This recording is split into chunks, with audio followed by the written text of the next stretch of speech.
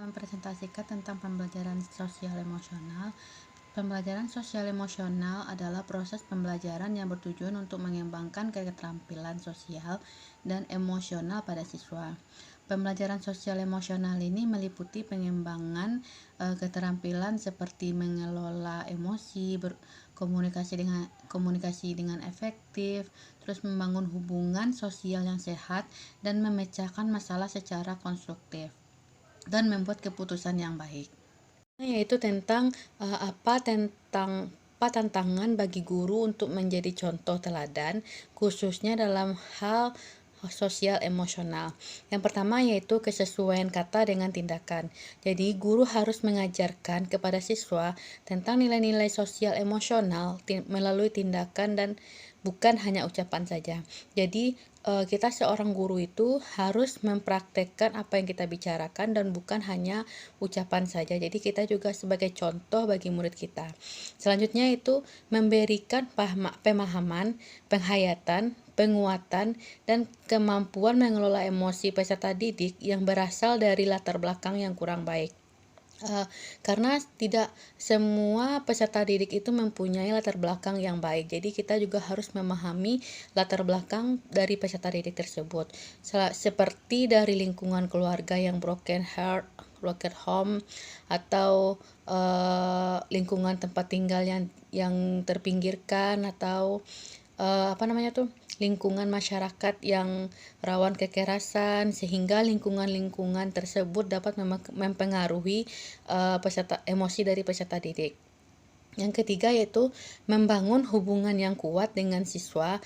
Guru harus dapat membina hubungan sosial emosional yang baik dengan siswa mereka.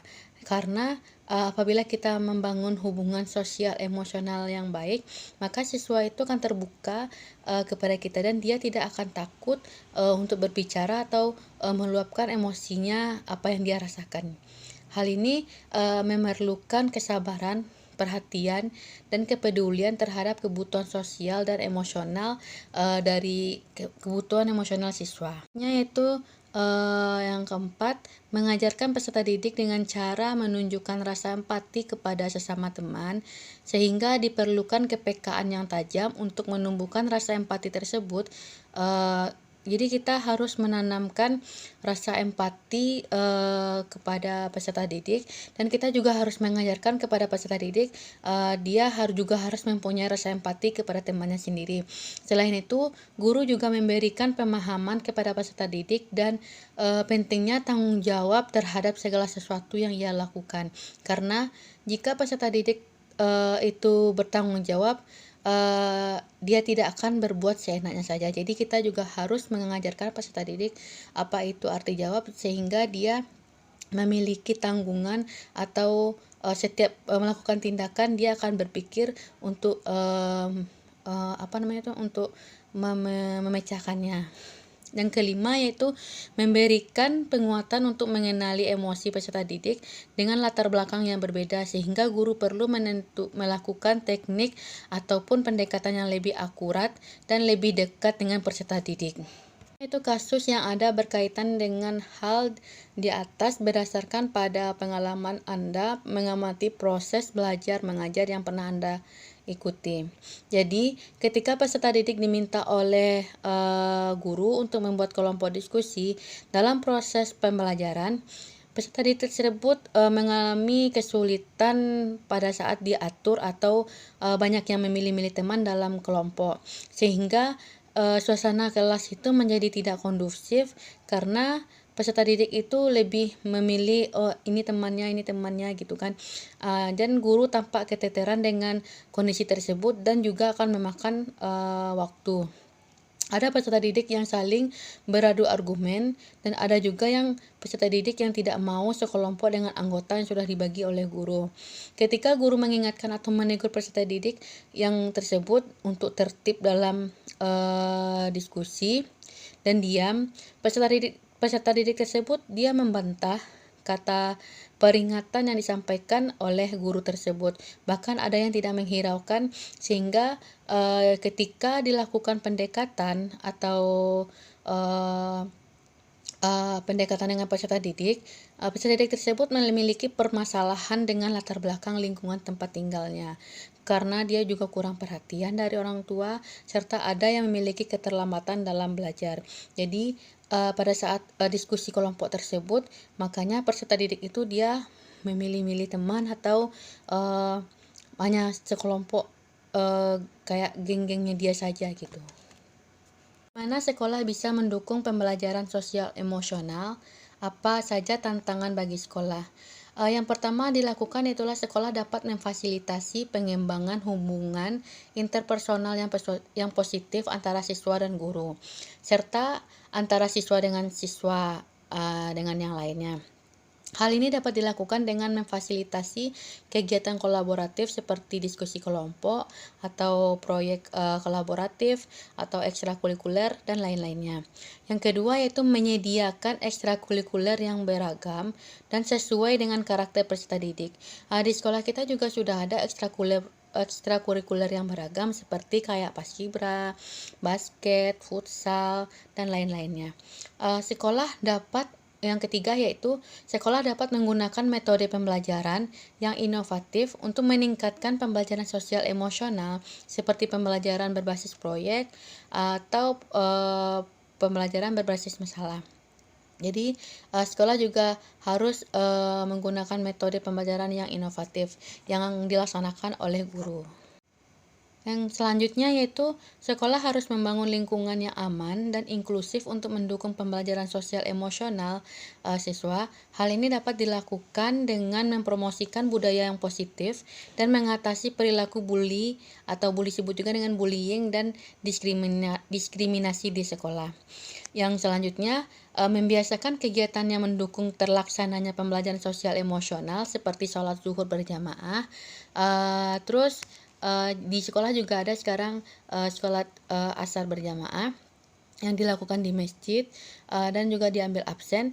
Selain itu juga perayaan hari besar, kerja bakti, pembelajaran kolaboratif yang dapat melatih kemampuan peserta didik agar memahami dan mengekspresikan aspek sosial emosional.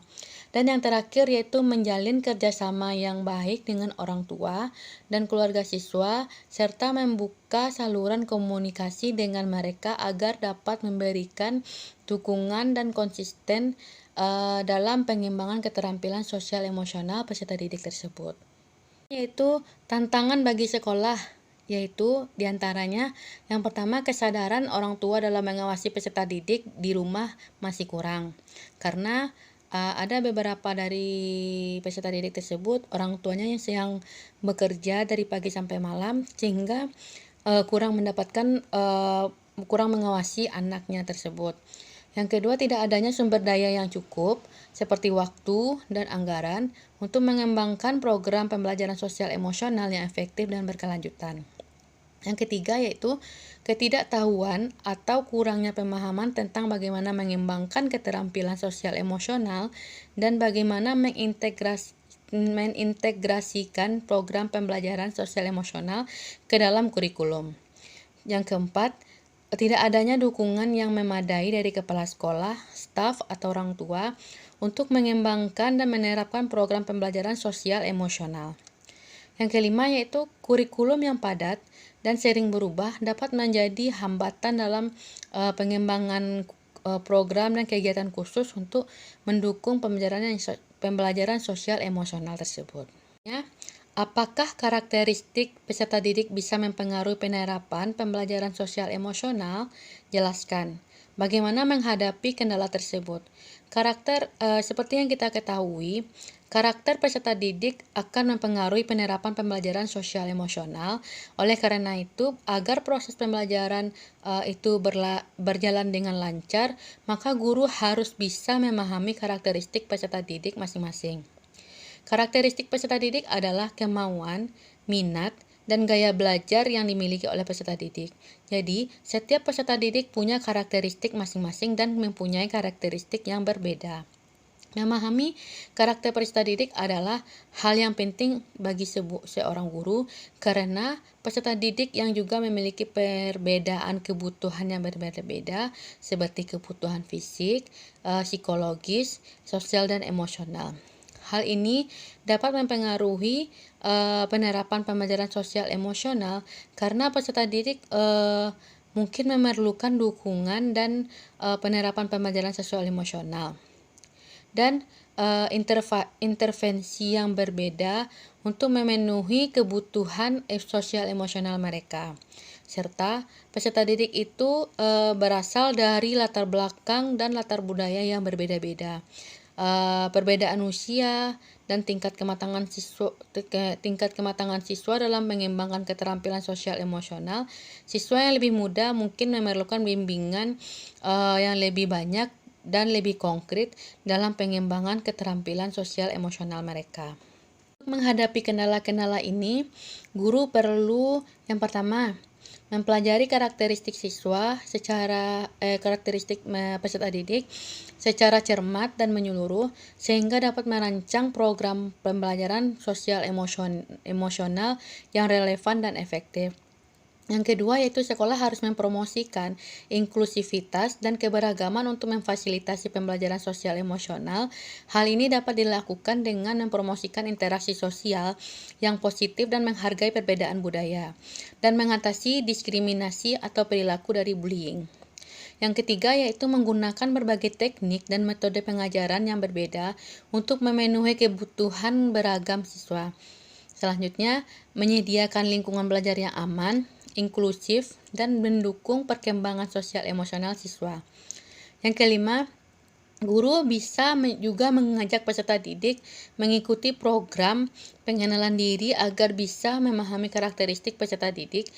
Peserta didik bisa mengikuti tes psikologi untuk mengenali karakteristiknya. Banyak cara yang bisa dilakukan oleh guru untuk memahami karakter peserta didik. Guru perlu berusaha dengan bersungguh-sungguh agar bisa memahami karakter peserta didik tersebut, sebab hal tersebut dapat sangat dibutuhkan pada proses pembelajaran. Dan yang keenam yaitu melibatkan orang tua dan keluarga siswa dalam pembelajaran sosial emosional dan mempertimbangkan pengaruh budaya dan latar belakang sosial siswa dan dalam pengembangan program pembelajaran sosial emosional tersebut. Kita sudah menonton film tersebut, apa yang bisa dipelajari dari film tersebut berhubungan dengan guru yang menjadi agen perubahan. Jadi film yang pertama saya tonton yaitu tentang film Laskar Pelangi, di mana film ini menceritakan sebuah kisah inspiratif tentang sekelompok anak yang tinggal di pedesaan atau yang di pedalaman yang di sebuah desa kecil di Belitung dan berjuang untuk mendapatkan pendidikan yang layak seperti di kota-kota di tengah keterbatasan fasilitas dan kondisi lingkungan yang sulit. Film Laskar Pelangi ini menceritakan bagaimana seorang ibu guru yang bernama Muslimah yang tidak mudah menyerah, tidak membeda-bedakan anak didiknya, serta ketulusan dan kasih sayang yang diberikan kepada semua anak didiknya, tanpa terkecuali.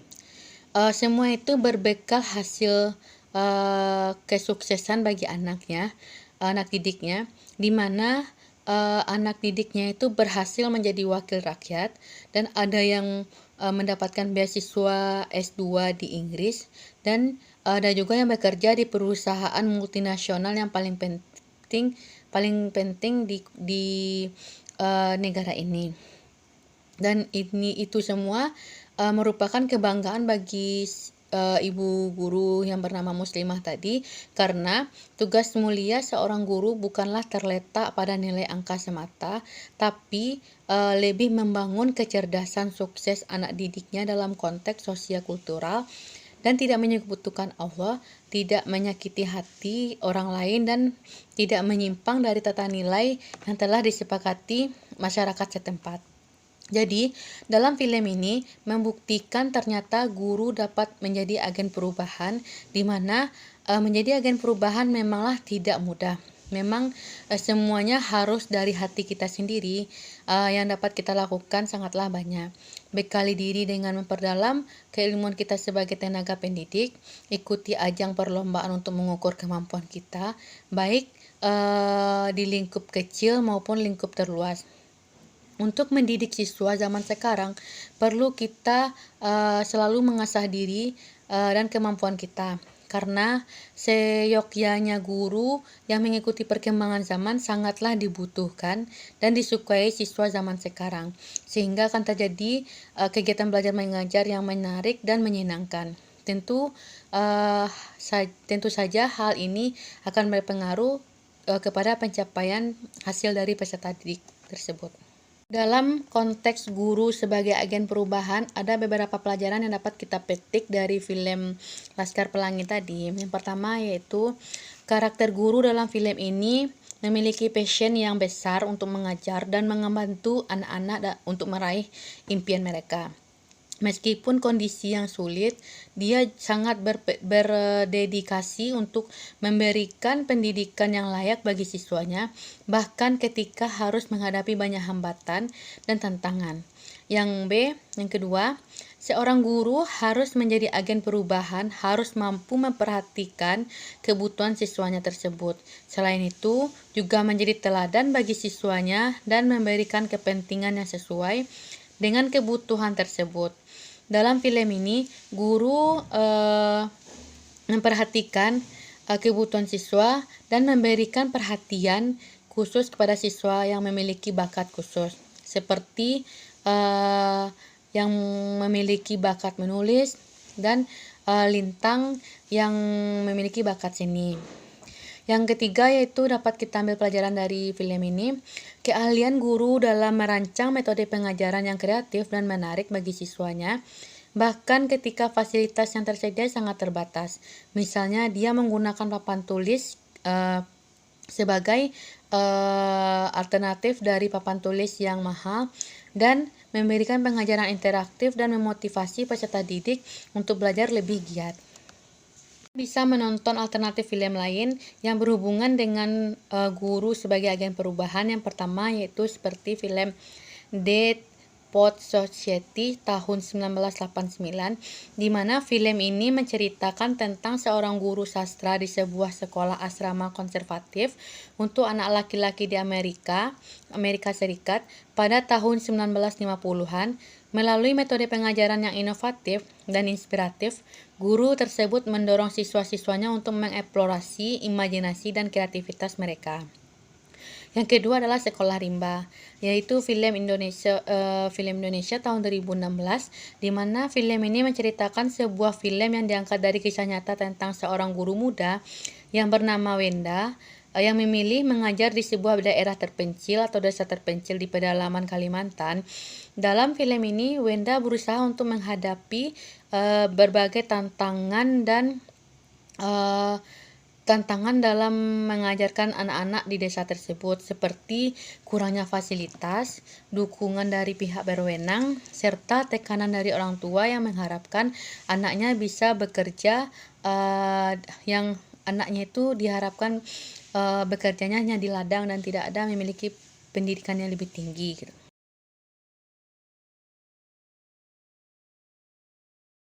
Itu apa yang Anda bisa pelajari dari film tersebut dan apa hubungannya dengan pembelajaran sosial emosional? Dari dua film yang kita tadi itu, yang seperti Dead Poets Society dan Sekolah Rimba tadi, yang pertama yaitu Dead Poets Society. Beberapa pelajaran yang dapat dipetik dari film Dead Poets Society berhubungan dengan guru sebagai agen perubahan. Yang pertama, guru dalam film ini, John Keating, mendorong siswa-siswanya untuk mengeksplorasi imajinasinya dan kreativitas mereka dalam mengekspresikan diri mereka sendiri, yaitu melalui puisi dan seni sastra. Ia juga mengajarkan siswanya untuk berani berpikir out the box dan mengeksplorasikan hal-hal baru, bahkan jika itu berarti menantang otoritas atau norma yang ada.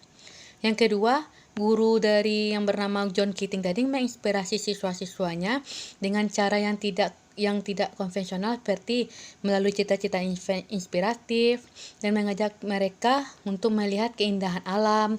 Ia juga mengajarkan nilai-nilai seperti keberanian, kemandirian, dan kepercayaan diri serta menunjukkan kepada siswanya bahwa hidup adalah sebuah perjalanan yang harus dijalani dengan penuh semangat dan antusiasme.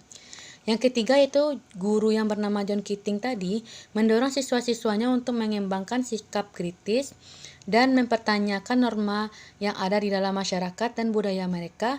Ia menunjukkan bahwa pemikiran kritis adalah kunci untuk memahami dunia dengan lebih baik dan untuk membuat perubahan yang positif. Selanjutnya itu hubungan dengan pembelajaran sosial emosional. Yang pertama yaitu kesadaran diri, kemampuan untuk mengenali dan memahami emosi dan perilaku diri sendiri. Kasus Neil merupakan contoh yang paling tepat untuk menggambarkan proses seseorang dalam pembentukan identitas, di mana latar belakang kehidupan Neil ini merupakan seorang anak tunggal dan dari tingkat ekonomi yang biasa saja, sehingga ayahnya dengan susah payah memasukkan Neil ini ke Wilton, di mana Neil ini dalam tahap mempunyai beban yang berat antara ingin menentukan hidupnya dan berada dalam posisi yang sulit untuk menentang ayahnya yang sangat otoriter. Yang kedua yaitu manajemen diri, di mana kemampuan untuk mengelola emosi, menahan diri dari reaksi impulsif dan mengendalikan perasaan negatif. Namun ketika ia bertemu dengan Pak John Keating tadi, ia seperti telah menemukan model yang tepat untuk mendeskripsikan seperti apa seharusnya ia. Dialah yang pertama kali mencetuskan kembali untuk membangkitkan kembali komunitas Dead Poet Society tadi, sehingga media untuk melepaskan diri dari keterkukungan penjara sistem sekolah dan tuntutan orang tua di dalam komunitas tersebut tersembunyi. Inilah lambat laun ia mengerti bahwa ia telah menemukan peran yang tepat bagi dirinya, yaitu sebagai aktor, dan ia berhasil. Di dalam tahapan ini, Neil telah berada dalam proses pencapaian posisi identity achievement. Yang ketiga yaitu yang ketiga, kesadaran sosial, kemampuan untuk memahami dan menghargai perbedaan antara diri sendiri dan orang lain, serta memahami norma sosial yang berlaku dalam masyarakat. Ketika ayah Neil tadi mengetahui keterlibatannya kembali dalam kegiatan yang dianggap tidak bermanfaat dan mengultimatum untuk kembali konsentrasi pada sekolahnya, sebenarnya Neil ini sudah punya kekuatan untuk menolak dan mempertahankan perannya, yaitu melakukan secara sembunyi-sembunyi. Hanya saja ketakutan pada ayahnya ketika ketahuan untuk kedua kalinya dan mendapatkan peringatan yang lebih keras untuk pindah sekolah. Jadi ia mengalami kondisi moratorium di mana komitmen untuk bertahan untuk keputusan menjadi aktor menjadi lemah. Akhirnya ia menyadari setelah ada tekanan yang bertubi-tubi dan ia sudah tidak mempunyai kemampuan untuk menolak arahan dari ayahnya tersebut. Ia terpengaruh akan puisi pembukaan dari komunitas Dead Poet Society tadi. Yang keempat yaitu keterampilan berelasi, di mana kemampuan untuk membangun hubungan yang sehat, saling mendukung dan positif dengan orang lain. Peran guru yang ditunjukkan oleh dari John Keating tadi menunjukkan secara totalitas bahwa guru tidak hanya mengajar secara kaku dan kurang fleksibel, tetapi juga harus berperan dalam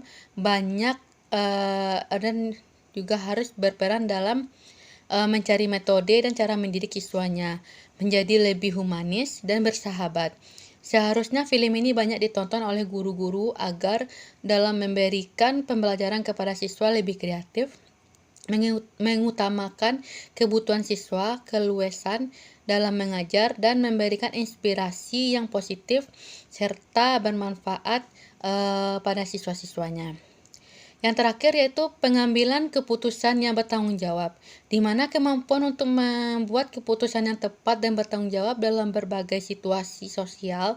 Dari film ini terlihat bahwa Teddy Mix, Peach, Knock, dan Cameron Carey masih dalam tahap pencarian identitas, sedangkan Neil Perry sebaliknya memutuskan untuk mengakhiri hidupnya dengan cara bunuh diri.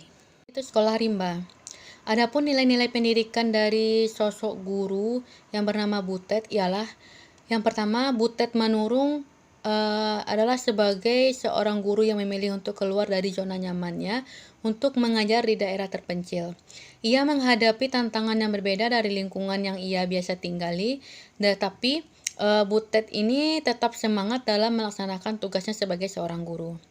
Yang kedua yaitu Butet Manurung juga menjadi motivator bagi anak-anak di desa tersebut dengan mengajarkan mereka untuk bermimpi dan berani mengejar impian mereka. Ia juga memberikan dukungan dan motivasi kepada siswanya untuk terus-menerus belajar dan meraih cita-cita mereka. Yang ketiga, Butet Manurung juga memiliki sifat empati dan keterbukaan yang membuatnya mudah beradaptasi dengan lingkungan sekitarnya. Ia juga berusaha untuk memahami kebutuhan dan keinginan anak-anak di desa tersebut dan berusaha mencari cara yang tepat untuk mengajar mereka dengan bahasa dan metode yang mudah dimengerti. Hubungan dengan pembelajaran sosio-emosional tadi, pada beberapa scan yang terlihat, Butet sangat senang mengajar mereka semua. Dan itu semua dibarengi dengan niat yang tulus membuat Butet sangat menghargai komunikasi antara sesamanya. Pada awalnya Butet memang tertarik pada sebuah lowongan kerja yang ada di Wanaraya, yaitu mengajar di rimba dan hanya berencana mengambil pekerjaan tersebut selama 2 tahun lamanya. Pada tahun ketiga, Butet merasa lebih dekat dengan anak-anak rimba tersebut dan di tempat ia mengajar. Butet bersikap penyayang kepada anak-anak yang ada di rimba itu sehingga dapat timbullah gaya pengasuhan otoritatif kepada anak-anak rimba tersebut.